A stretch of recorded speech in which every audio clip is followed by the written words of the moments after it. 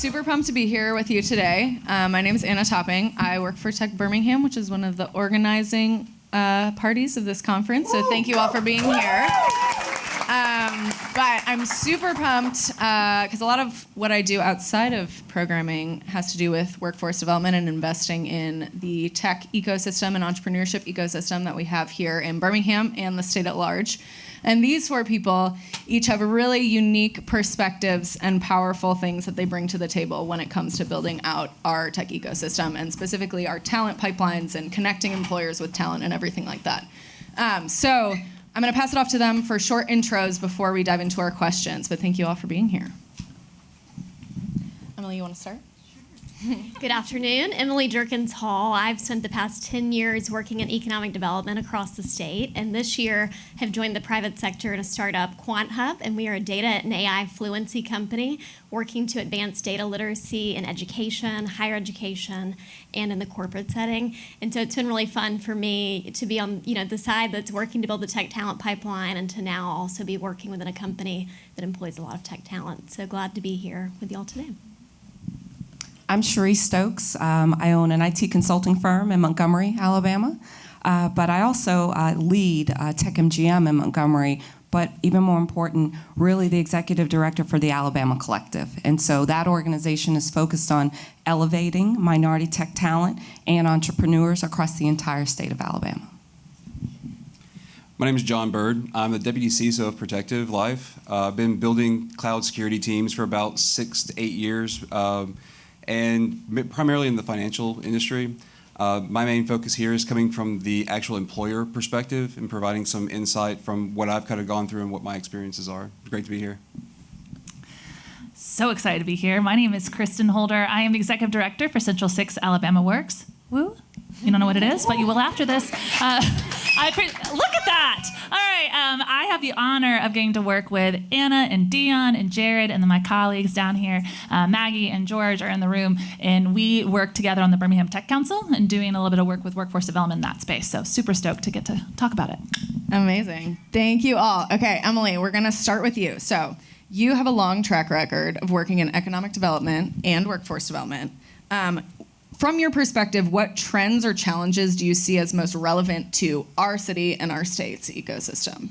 Yeah, that's a big question. And as I look out across the room, I see a lot of folks that have been a part of that tech talent pipeline. When we think about a pipeline, I kind of like to think of it in 3 sections. So there's grow and keep talent, upskill talent, and attract talent to the area. And there's different strategies in each of those. I think first and foremost, and now I'm with QuantHub, and we are advancing data literacy across the state of Alabama, and we have impacted 10,000 students so far, 3,000 teachers. And so starting young and making sure that outside of specific tools and softwares that kids know how to think critically and solve problems in our schools is super critical. So I think it starts there. The state of Alabama has made a strategic investment in teachers with the You Teach program. We are the only state in the nation that is paying for STEM majors to get an education minor, which is a really big deal. And it opens it. We can't always clap for things in Alabama, but there's some good things happening, and I think that's one that's really exciting. So I think starting there is critical. As we think to post-secondary, I see Melissa here. There's a project called the Magic City Data Collective that I helped start 3 years ago, and I see Tatiana that helped with that program too. But it's about making sure that no matter if it's community college, if it's an apprenticeship program, or if it's a 4-year college, how are students getting internship opportunities? How are they getting the opportunity to work with companies early on? And we know that when a student has an internship, and you got one, that's awesome. When a student gets an internship in a city, once, but twice, you make the likelihood almost 90+% that they stay within your area. So no pressure, Melissa. And then the last one, I think it's important as we build entry-level talent that we need that mid to senior level talent. And we do have really great talent in our community, but it's also important. There's a lot of folks actually that have moved back that were from Birmingham. Some of them might be you, Sewell Wright in the room. And it's critical to support that as a community because we need our entry-level talent to have folks that they can look up to and learn from. And so I think it's important for economic developers and policymakers to be thinking about how can we support distributed teams that are headquartered in Birmingham, that start maybe with a small team, employ folks from all over, and then as we gradually produce more and more of that talent, that we've got structures in place to keep them here. So. Amazing. Thank you. And John, definitely going to want to pull on that later when we talk about your employer perspective. But something you did just mention was the importance of investing in young adults and young adult voice in the work that we're doing. So Kristen, you and I work on the Birmingham Tech Council together. Yes. Would you mind describing from your experience, that obviously goes way beyond that, but on the project, the Birmingham Tech Council, on that initiative, what have you learned in working to align and strengthen the tech talent pipeline, in particular as how it resonates around the importance of young adult voice in the ecosystem building work that we all do? Awesome, thanks. How many of y'all are involved with the Birmingham Tech Council right now? Raise your hands. Yes, thanks for being here. Everybody else, you're joining afterwards. So the Birmingham Tech Council is this awesome opportunity that I get the opportunity to work with Tech Birmingham and my colleagues to focus on how do we bring employer voice and young adult voice into the same space. And so one of the things that we get the opportunity to do is with the National Fund for Workforce Solutions and NEKC Foundation, which are major grants and funders, they have a Generation Work Grant. And basically 3 years ago, we put in and said, hey, we really want the opportunity to figure out how to diversify our tech talent and how are we going to attract and retain differently than we already do, because we all know that the demographics of those in tech are not diverse for the most part. And so from there, we've had the past couple of years of getting to implement this grant. So some of these things include actually having a worker voice group. So some of our young adults that are in the room have been part of this kind of like committee that's really understanding what their experiences are. Because I feel like one of the things we really miss is we love to complain about young people, right? Right? As a millennial, I was like, yes, Gen Zs. But I feel like that's something that's so true, is that we tend to have this opinion of what is actually happening in young people's lives. And so this was an opportunity to bring young people into the space, give them a safe space to be able to talk about what's going on in their world. So that's one thing that's come out of that. And from that conversation, we did a tech talent survey that we actually have. So Magic City Data Collective, as Emily said, I've got a couple of the colleagues. Will you raise your hands for me? Or stand, whatever you want to do. So these are Magic City Data Collective students who worked on tech talent survey that we did as a region, really asking questions around barriers to entry, why do you want to be in the tech space, and did a little bit of preliminary analysis of what that is. And so we're looking at an employer one that we'll talk about in a little bit. But that survey, last thing, led us to the tech mixer that we did in February. So some of you guys might have gone in February. We were at Innovation Depot, and we did it a little bit different. So based on the voice of our young people, they said, hey, we don't feel like we have a space where we can really exist in the way that we feel like we don't feel welcomed, whatever it is. So we had this really cool event where we had a DJ and food and free headshots and LinkedIn learning and free resume reviews and just this space to allow young people to be in a space where it's safe and you can go around and talk to employers. And we had a employer speed dating where we put employers in 10 different groups. And the young people just walked to each employer and talked. And I will tell you, I had multiple employers come to me and said, this was the best networking event I have ever been to. And part of that's because they talked to people they would have never talked to before.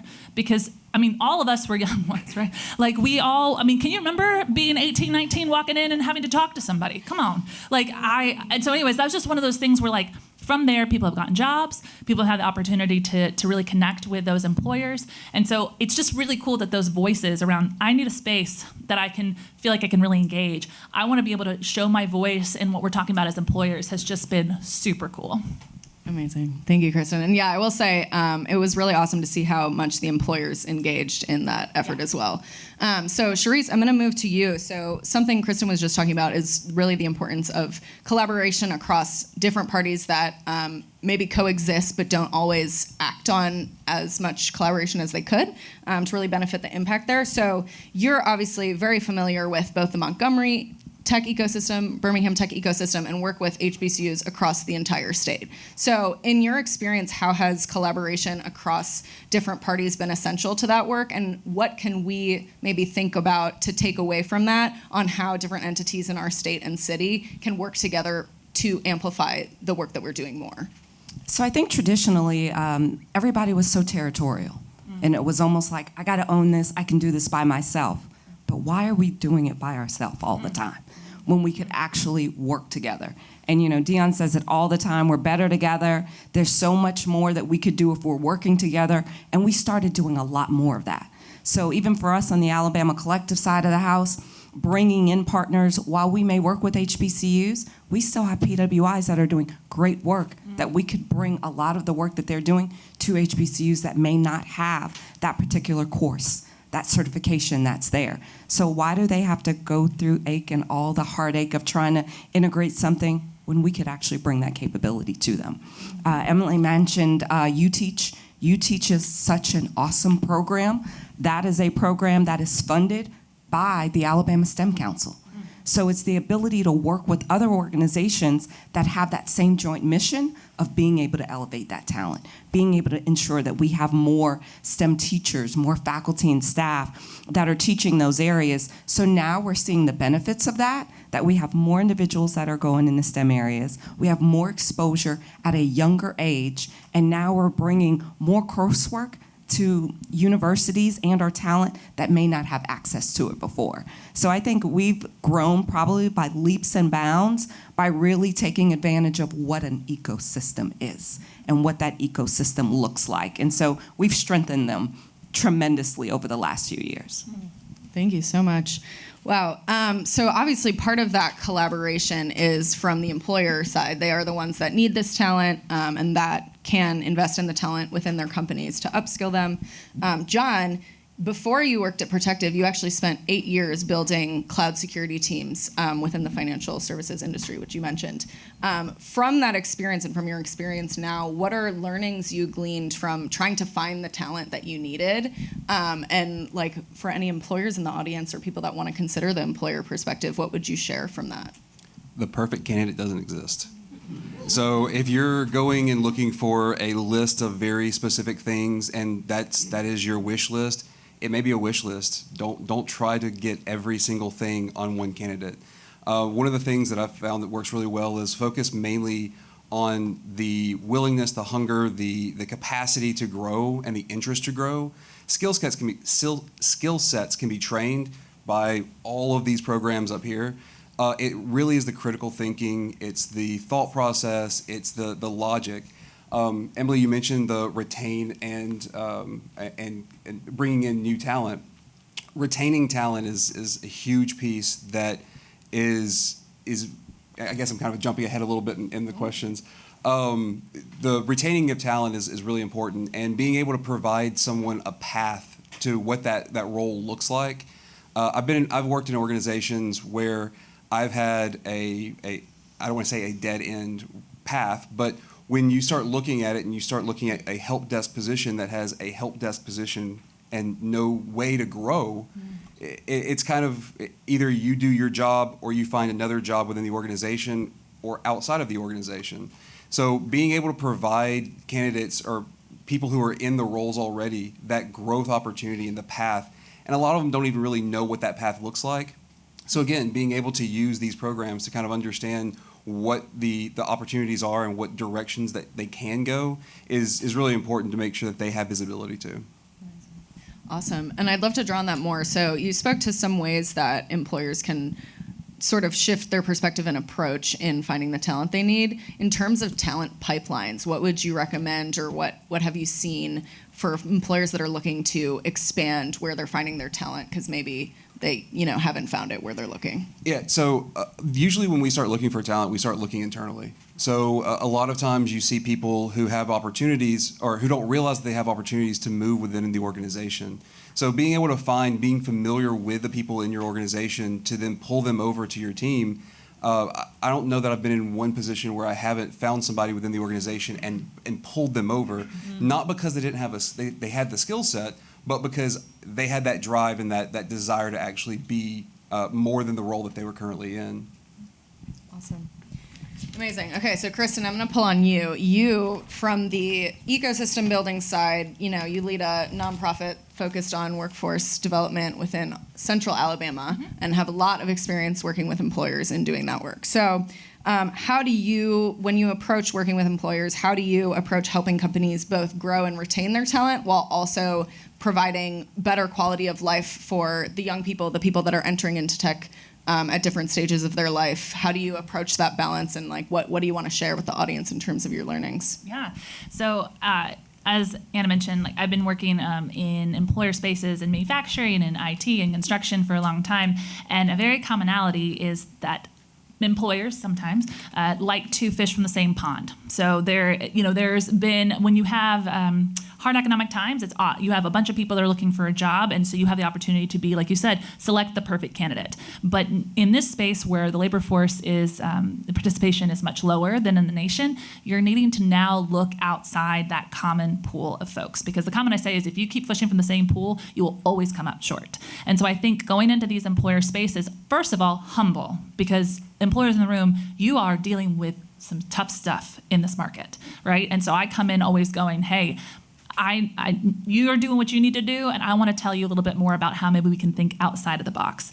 And so it starts with those conversations and bringing employers into the room. I think also one of the ways that we work with employers is trying to give some additional national perspectives around some of the work we said with National Fund, as well as the conversations we've been having with our young people. So a few, I think, learnings that I've had when it comes to employer engagement. Number one, social capital is everything. So for a lot of our young people, everybody in the room likely can remember exactly who got you the last job, right? But if you don't know the people in the room, then you'll go get the next job. So how do employers think outside of those spaces to develop social capital? Number two, folks need to be compensated for their expertise. That includes young people. So we have a habit as employers, as a region, to say, hey, we'd love to learn your story. Can you do it? And then take off work and then don't get paid, right?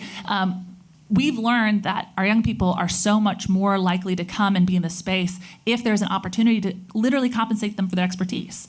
The other thing I've also learned is employers are very much involved in data. We understand that. We talk about data science.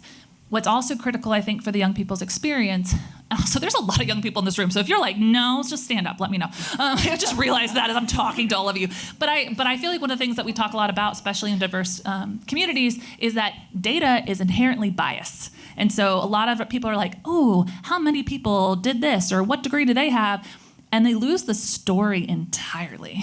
And so many times people's story, especially from diverse communities, is just as critical, if not more critical, than the data about them. And so I think looking holistically at the people around you, I think talking to employers, and every time I've had that conversation, I've not had an employer just go, sounds good, I would like to have more, less labor here. A lot of it's an education component and helping them break into understanding, this is your future. And how do you really look at that future? So I think those are just a couple little learnings. Compensate your people, please. Develop social capital opportunities and listen to their stories. Amazing. I want to throw in, you and I had this conversation earlier about kind of the non-traditional ways of getting into fields. Coming from an IT specifically, a lot of people think that unless I have a lot of experience, a lot of depth working on a computer, working in applications, or a very specific skill set, that I'm not even going to look at that IT job. Don't do that. As an IT leader, I'm sitting here telling you we need more non-IT mindsets within the IT organization. It's the only way we're going to continue to get better, and it's the only way we're going to be able to provide that diverse perspective to actually figure out what we need to be doing across multiple domains and be able to actually deliver on that. Awesome. Yeah. And Emily, I want to draw on some of the work you're doing right now. So you're doing a really cool initiative that I'll let you briefly mentioned it, but talk more about with Quant Hub. And I don't know if there are any in the room, but part of it is a summer internship program, and specifically high school students, right? Giving them exposure and experience in data and AI positions with local employers. And I want to hear more about why is this something that Quant Hub started as an initiative, and I know it's in partnership with Innovate Alabama as well, and what impact do you hope it will have on our ecosystem? Well, I think one of our interns is actually on a panel right now in another room somewhere, Kenya. So our company, Josh Jones, who's our founder, has done a lot of work in the nonprofit space and for profit. And so while we are a startup, purpose is a big piece of what we do. And so we saw one of our major corporate clients is McKinsey. So any of the data roles McKinsey hires for, we screen their candidates. Mm-hmm. And so as we expanded into K through 12, and in higher ed, we really, wanted to make sure that the opportunities were going to be given to folks in the state of Alabama and in rural underserved communities across the nation. When you look at data science, is the fastest growing job over the next 10 years. It's projected to grow at 36%. Similar to the biotech industry, it's heavily concentrated in coastal cities. But we know that that talent is capable and is here if given the opportunity. And so the premise of our program, I know Josh spoke with Cynthia, and they started talking about this, and so we piloted the program this summer. I actually just had a meeting yesterday with Kingston and Preston, who are interning with tequila automation, which is, I know Rich is on a panel tomorrow and their office is nearby, but it was a very full circle moment for me because I actually worked with tequila when we were recruiting them to Birmingham, my previous job, and now they are employing 2 of our interns in my current job, which was really awesome. And so I think it's amazing, I was blown away that these were high school students, and Rich said that even in their first 2 weeks on the job, these 2 guys have side projects and they've already taught them stuff that they didn't even know they were doing in their company. And so it's a mutually beneficial thing. It's not just to do for community purpose, but we really believe that when you equip high school students, we'll be expanding to college students next year and just received approval for 2025 from Innovate Alabama, which we really appreciate. So shout out to Innovate Alabama for sponsoring the conference and our internship program and your internship program. But excited by that, and we know that when we give those students the internship opportunities with companies, we've got folks that are at small, mid-sized, large companies, 50% rural participation, and so these folks are, they're going on to major in many different things. So the goal isn't to make everybody a data scientist, but we need our citizens in this country to be data fluent and with AI and data, and that's going to be more and more critical in the landscape that we're working in. And so we've got folks that are going on to be engineers, to be nurses, but we know that it can be a game changer for the state. And as an economic developer, I see the long-term potential of if we produce this pipeline, they go to college, like Melissa, and then they get into a job. And I keep calling out Melissa. I'm sorry, pressure. You're right there. Melissa's No just pressure. like Melissa, no you have pressure. a job. I think you're gonna have a job by the end of this. But Melissa's like a great case study of this whole thing. But she's a healthcare major at UAB and worked within the Magic City Data Collective to get these skills. And so we need people with these skills across all industries because it will make our industries in Alabama more competitive. And when our industries are more competitive in Alabama, we create more jobs, which creates more wealth opportunity for people in our state. And so that's why we're really excited about the work we're doing with the internship. So Anna, can I say something about their program? So we had a great opportunity just last week to join Quan Hub's Data Scholars program. And what they allowed us to do is really highlight educational programs and degree programs that within Montgomery, within HBCUs, that actually feed into data analytics and data science. So it was great for the high school students to see I could stay right here in the state. I can go to a 2-year college, I can go to a 4-year college and actually get a degree and or short-term certificate to do this work. But then we also had an employer that was on the call. And the employer gave real-world application and examples of, so this is what I do every day.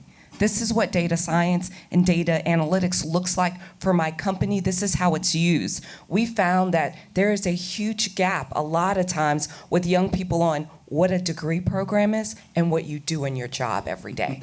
And the ability to really bridge that gap and to provide a lot of that information to me is huge, because what I don't want you to do is to go 4 years of college debt and you don't even like what you're gonna do when you get out of it, right? So whether you had the opportunity to do internships, to be exposed to programs like this as early as high school, now you have a little bit more knowledge going into it. And you're like, well, maybe I will minor in that. Maybe I will take that extra class. Maybe I will go into UTeach, and now I want to teach later. You have more options, but you're making informed decisions. So it's our ability to collaborate in those ways with programs like that, programs like Kristen's doing as well, that now we're building that ecosystem, we're collaborating in a meaningful way, but we're providing good information. So now our talent, they are making those informed decisions, and a lot of times those informed decisions allow them to stay right here in Alabama. Awesome. And I want to ask you more about your work with HBCUs. So some of you at least know, if you don't already, that Alabama has the most HBCUs of any state in the country. And you do a lot of work across with students at these HBCUs. How do you see that talent pipeline as almost equipping our future workforce to fill the needs of employers? And in what other ways do you see our ecosystem as a city, region, and state as uniquely positioned to fill the employer needs that currently exist? I cannot tell you how awesome our HBCUs are in the state of Alabama, like hands down. The fact that we have two-year colleges that are HBCUs is phenomenal. And when I tell you the talent that they are producing, for instance, in Montgomery, the largest CIS program of all colleges and universities in the city of Montgomery is Trenton State Community College. They output more computer science folks every semester. It's huge. But it's good for us from a statewide perspective because they're collaborating together, one, as a community college system, but then two, they are starting to collaborate together on our four-year college side as well. One of the things that we've tried to push really hard is that we don't want people to just be digital consumers. I need you to be digital innovators. And that is something that we've been able to bring, and that's something that we've been able to raise and kind of elevate the bar for our HBCUs, but they're also starting to partner more together. They've added new engineering programs. They're growing in the subsets and some of the sub-degree programs that they have, and they're talking more with employers. When we have a lot of ecosystem meetings, it disheartens me sometimes when we don't have employers at the table. And as an employer and someone that's looking for tech talent, I'll never get what I'm looking for if I'm not telling them what I need. And so having someone like John at the table and others that are sitting there saying, I need this. I need a guy that can do this. And having that flexibility and agility from a program, it allows those universities and colleges to better equip those students. What I want is someone to walk across the stage and know they have a job. So our ability to do more of that, to have more conversations between our employers and our HBCUs, we've been pushing that harder and harder over the last 18, probably 24 months, and I will tell you we've seen significant impact because of it. So we are definitely better positioning ourselves. We're seeing more companies that are coming to us so how do I get there? How do I work with you all to make sure that we're there for that talent development pipeline? And we're all in for it. So it's been awesome. Awesome. Thank you so much. And just No, I was going to say, what are your final takeaways? So hop on that. I was actually going to say, I'll make this the point. I'll make that the takeaway. Being able to have those programs that work between employers and those programs, it's mutually beneficial. You also see, as these programs continue to mature, more work-relevant things being brought into these programs. So what we're getting out of it is more relevant, more coherent, more relative to the conversation of what they're trying to walk into and the positions that they're trying to fill. So the biggest thing, take away from my point is continue to embrace these programs and also look away from traditional means for employing or finding candidates. Amazing. Thank you. And as we wrap up, I know, Kristen, you have a reminder for the crowd, so I want you to be able to say that. And then thank you all for coming. Please come talk to us if you're interested in what we're talking about. Okay, great. So if you haven't gotten a flyer, please get a flyer. So this is what this is. So when people say, what should I do? It's called a tangible activity. So if you're an employer, there is a QR code. So I just mentioned briefly about the tech talent survey we did last year. So what we're doing right now is we're doing an employer talent survey. And the Magic City Dye Collective and those young students are going to do a similar data analysis of that information. And by the end, what we're doing is we're trying to check employer expectations versus talent experiences. And so it takes a couple more minutes than a usual survey. Last year we did like 2 questions, but if you're an employer, I highly encourage you to do this because the data we come out of it is hoping to inform any sort of systems change that helps with our students. Also on here, it says July 17th, 2024, come to the next council meeting. You're all invited. We'll have coffee and food or whatever. We'll have a national partner coming in to do some work with us on racial equity. And especially the young folks in the room, we have a stipend for you to be part of this council. So there's a little bit of money behind it, right? Because I want to compensate you for your time. You have to show up, okay? So so please take this. Jared down here has his email address. Email him. We'll get you the calendar invitation. But please, thank you so much. Thanks, everyone. Thank you.